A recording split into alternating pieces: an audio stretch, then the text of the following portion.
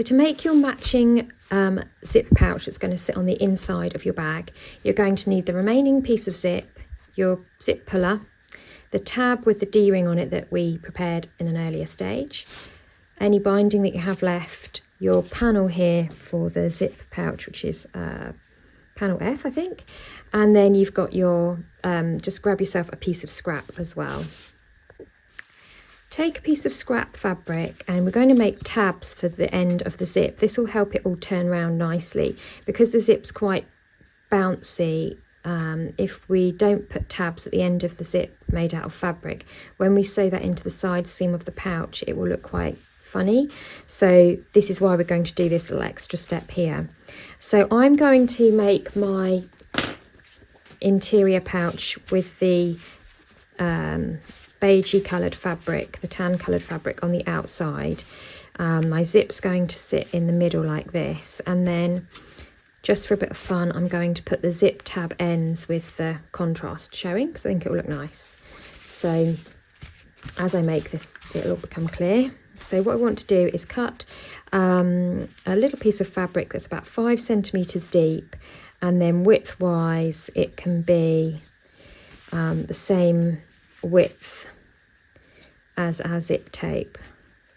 Might just centralise with some of the quilting stitching there. So you just want it to be roughly the same width as your zip tape. Do make 2 like that. So I'll double that up. Okay, so I've got 2 pieces there. And then I want to cut 2 pieces of binding that are also 5 centimetres long.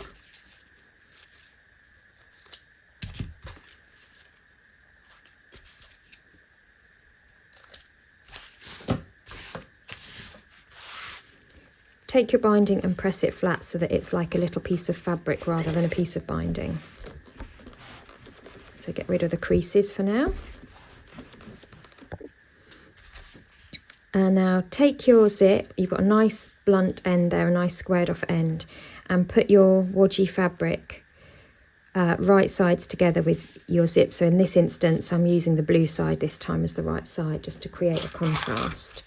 Then I'm going to clip that closed and then flip round and do the same on the other side with the binding. So you're sandwiching the zip between the binding and the fabric. And then what we're going to do is we're going to 1 centimetre in stitch through all layers. And I'm just sewing with a 1 centimetre seam allowance.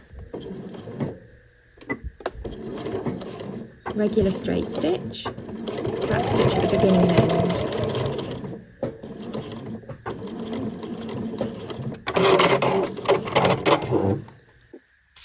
Trim off any thread tails, and then we're going to press our tab that we've just made away from the zip. So we've encased the end of the zip there. And now we'll do the same to the other side, but first of all we'll thread on our zip puller. So you can put a V shape at the side of the zip if you want, at the end of the zip, and then thread that on.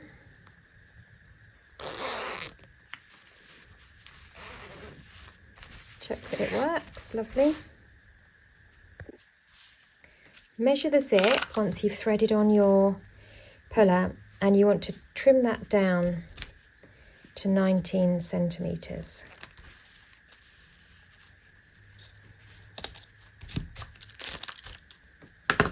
And then we'll do the same on the other end, sandwiching the end of the zip between binding and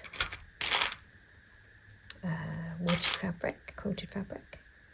And then we'll sew at the end there and press it back to create our zip. So sew along there and then press back.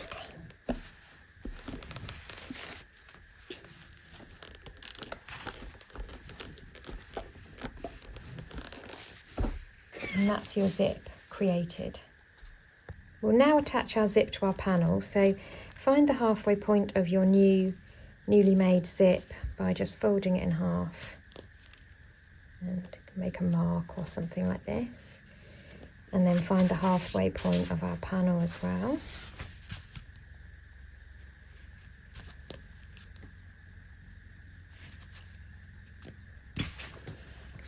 Put the zip down, right sides together, matching up those centre marks, and pin or clip in place.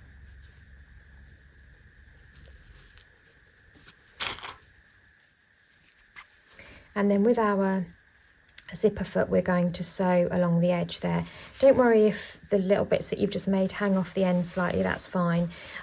We just want to make sure that we have got a little bit there to turn over, but they will hang over the end a little bit. What we're going to do as well is we're going to do the same as what we did with our zip earlier on, and we're going to sandwich that in between some binding. So cut a piece of binding long enough to cover everything,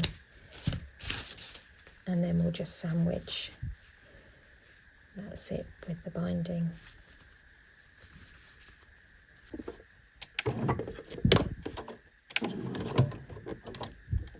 Just want to be coming in at the crease of that binding there. So I've undone my zip partially so that I can easily get by everything. So a few stitches forward, a few stitches back, and then off I go.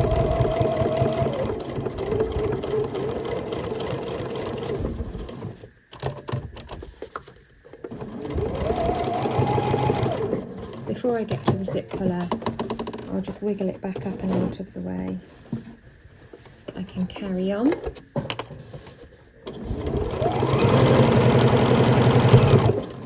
And then just keep sewing all the way to the end.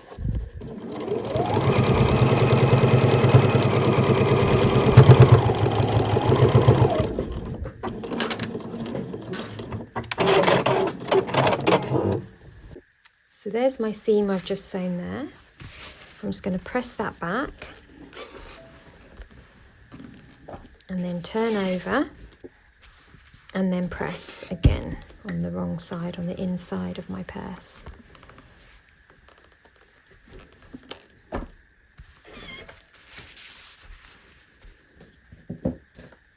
And then we're just going to finish by sewing down the bound edge. So the binding just covers up everything, so we're just going to stitch on the inside edge of that binding all the way down there. So you can change to your regular presser foot if you like. I'm just going to sew on the edge there using my zip foot. Take the pins out as I go. Okay, so that's that side finished. We're now going to do exactly the same on the other side.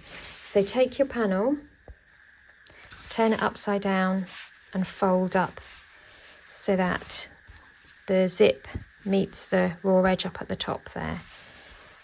Take another piece of binding, long enough to cover the top edge, and then unfold that edge of the binding there. Match all those raw edges up at the top.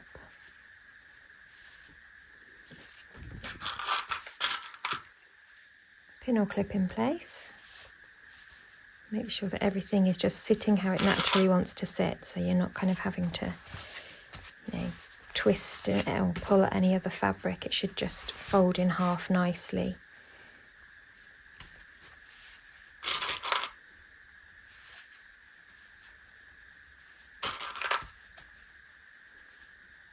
And then we're going to sew in that crease.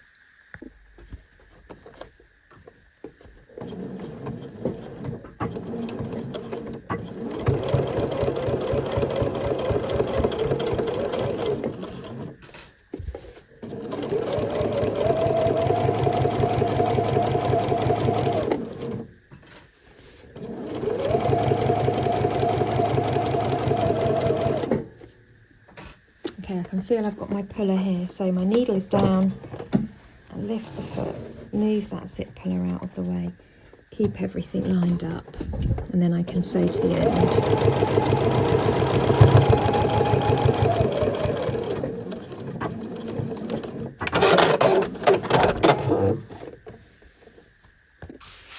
Press that out of the way, just like we did before on the first side.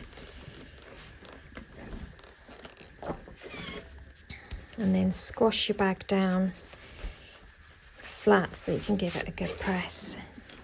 And then we're going to just sew down that second edge. We will have to use a little bit of keyhole surgery because we've obviously closed off this end. So you just have to manoeuvre it as you go. We're just going to sew down the edge of that binding there.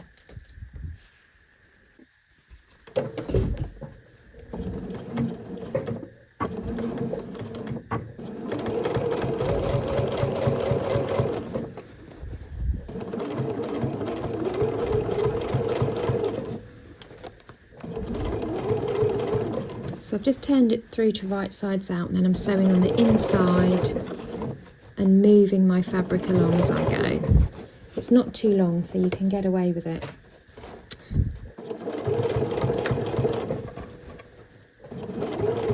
If you find it too tricky, then you can always start from one side and then finish off on the other.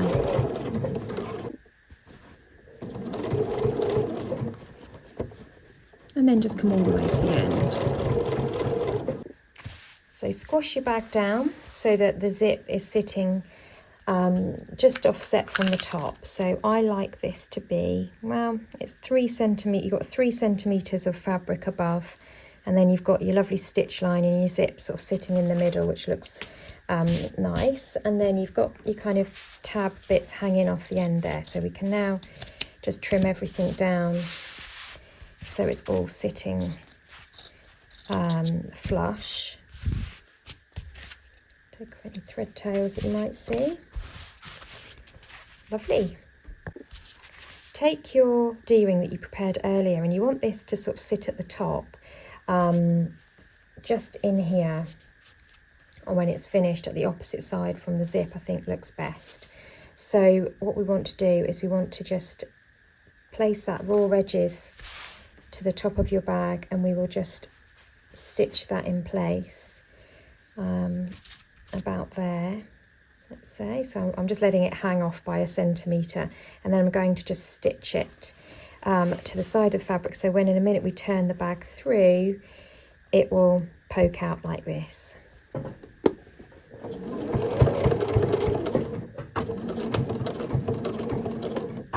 So you're just doing those stitches really to kind of hold it in place. So undo your zip, turn the whole thing inside out. The fabric should want to sit where you pressed it from before, but just remember that you've got a turning of about 3 centimetres here. Make sure that your little D-ring tab is pushed in, and then we can just clip the open edges of the bag closed.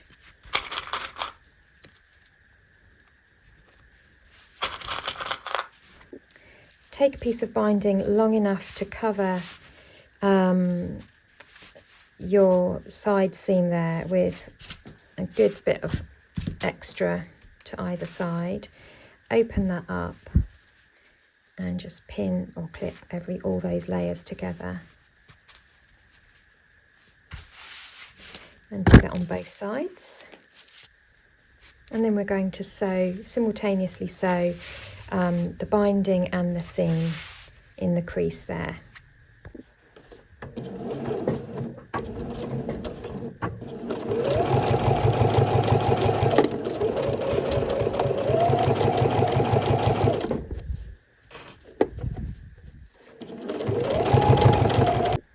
Help you turn round to right sides, you can just gently skim off. Let's move that zip out of the way a little bit. Not all the way, otherwise I won't be able to turn it through.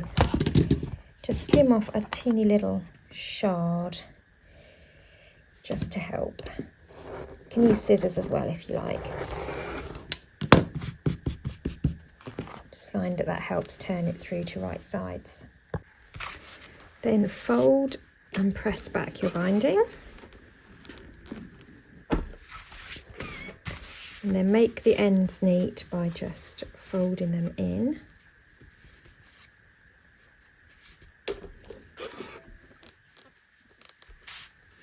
And then we can just fold that over and back on itself.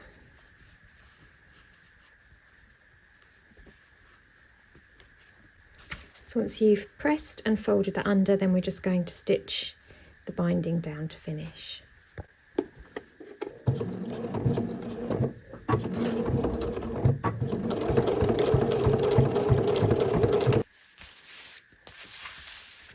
Finished. In fact, it looks just as good inside out as it does right sides. You could always do the binding on the outside if you wanted to on this little purse and make a feature of it because it looks so lovely.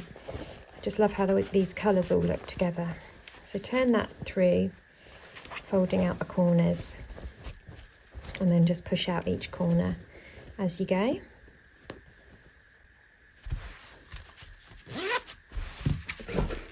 One final press. So your lovely pouch is now finished to sit inside your bag. So we can just open the bag up, take out our little clippy that we made before. And you can of course use this to attach your keys at the same time, because I know a lot of you like to do that. But that is your pouch that sits on the inside of your bag. So tuck that inside, and doesn't it just look gorgeous inside and out? So happy with this. And that is finished. One last thing. If you have chosen to include a crossbody strap, then you can just attach that as well.